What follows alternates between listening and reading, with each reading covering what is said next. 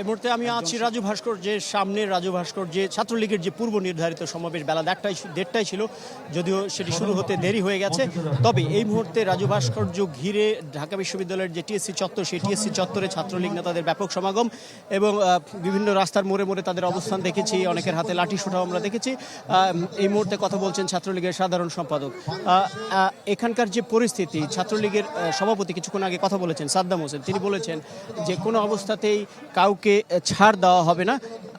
তবে একই সাথে নেতাকর্মীদের তিনি নির্দেশনা দিয়েছেন কারো উস্কানিতে যেন তিনি কোনো নেতাকর্মী পা না দেয়। এবং আজকের যে ঢাকা বিশ্ববিদ্যালয়ের এই রাজু ভাস্কর্য চত্বরের যে পরিস্থিতি, সেটি বলা যায় যে এখানে শাহবাগ মোড়ে শিক্ষার্থীদের যে সমাবেশ হবার কথা ছিল, সেটি কিন্তু এখন অন্যদিকে টার্ন নিয়েছে, সেটি হচ্ছে শহীদ মিনার এলাকার ওদিকে। তবে এই পুরো রাজু ভাস্কর্য জুড়ে, পুরো এলাকা জুড়ে ছাত্রলীগ নেতাকর্মীদের খুব শক্ত এবং অনেকটা মারমুখী অবস্থানে দেখা গেছে। তাদের যে কোনো পরিস্থিতি মোকাবেলার জন্য বিভিন্ন ইউনিট থেকে ছাত্রলীগের কর্মীদেরকে আনা হয়েছে। তিতুমির কলেজ, ঢাকা কলেজ, এছাড়া ইডেন কলেজ সহ বিভিন্ন যে ছোট ছোট ইউনিট ঢাকার উত্তর এবং দক্ষিণ সবখান থেকে মোটামুটি ছাত্রলীগের নেতাকর্মীরা এই সমাবেশ সফল করার জন্য তারা জড়ো হয়েছে। মোটামুটি এখানে একটা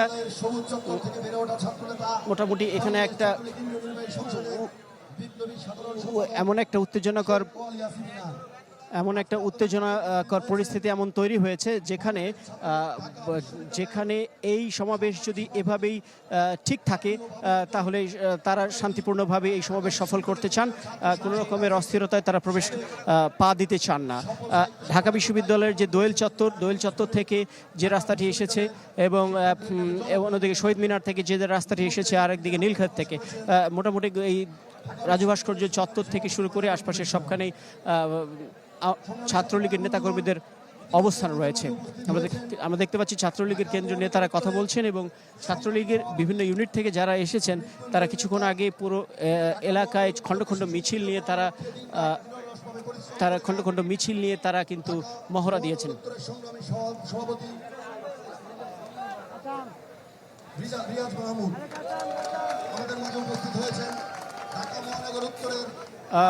আপনাকে এখন যদি দেখায় যে ছাত্রলীগের সাধারণ সম্পাদক তিনি কথা বলছেন, একটু আমরা যদি সমাবেশের বাইরের অবস্থাটা দেখাই, সমাবেশ থেকে একেবারে এদিকে যে রাস্তাটি নীলক্ষেতের দিকে গেছে সেই পর্যন্ত কিন্তু ছাত্রলীগের নেতাকর্মীদের উপস্থিতি দেখা যাচ্ছে এবং মোটামুটিভাবে যেটি বলা যায় যে